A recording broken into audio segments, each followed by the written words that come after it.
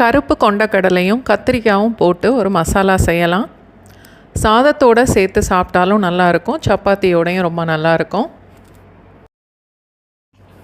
கடலையை நல்லா கழுவிட்டு 6-7 மணி நேரம் வரைக்கும் ஊற வச்சு குக்கரில் நிறையா தண்ணி சேர்த்து மீடியம் ஃப்ளேமில் 6 இல்லை 7 விசில் வச்சா போதும்.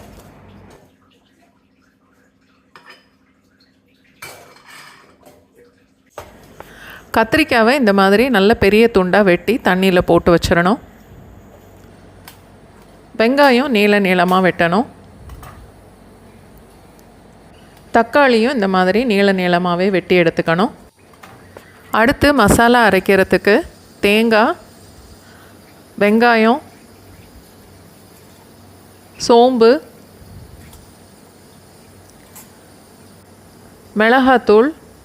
மிளகாத்தூளோட அளவு நம்ம டேஸ்ட்டுக்கு ஏற்ற மாதிரி கொஞ்சம் கூட்டி குறைச்சிக்கலாம்.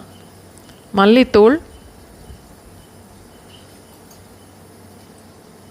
மஞ்சத்தூள் எல்லாம் சேர்த்து நல்லா நைஸாக அரைச்சி எடுக்கணும். 1 டேபிள் ஸ்பூன் அளவுக்கு எண்ணெய் சேர்த்துட்டு வெங்காயம், கருவேப்பிலை, பூண்டு எல்லாம் சேர்த்து கொஞ்சம் வதக்கணும். 1 நிமிஷம் வரைக்கும் வதக்கினாலே போதும். வெங்காயம் கலர் மாற வேண்டாம். இப்போ தக்காளியும் சேர்த்துடலாம். வெட்டி வச்சுருந்த கத்திரிக்காயையும் சேர்த்துட்டு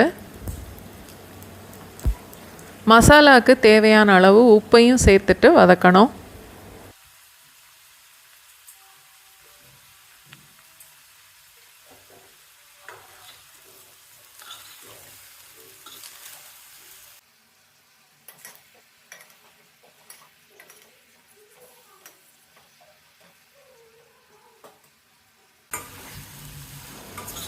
கத்திரிக்காய் ஒரு பாதி அளவு வேகிற வரைக்கும் வதக்கிட்டு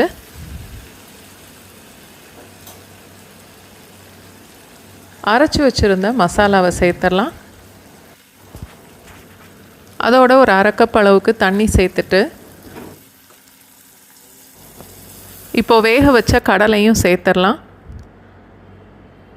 கடலையோட தண்ணி நிறையா இருந்தால் கொஞ்சம் குறைச்சிட்டு சேர்க்கணும். எல்லாம் சேர்த்து நல்லா கலந்துட்டு மூடி போட்டு வச்சிடலாம். 3-4 நிமிஷம் வரைக்கும் லோ ஃப்ளேம்லேயே கொதிக்க விட்டால் கடலை, மசாலா, கத்திரிக்காய் எல்லாம் சேர்ந்து நல்லா கெட்டியாயிரும். அதுக்கப்புறம் அடுப்பை ஆஃப் பண்ணிடலாம்.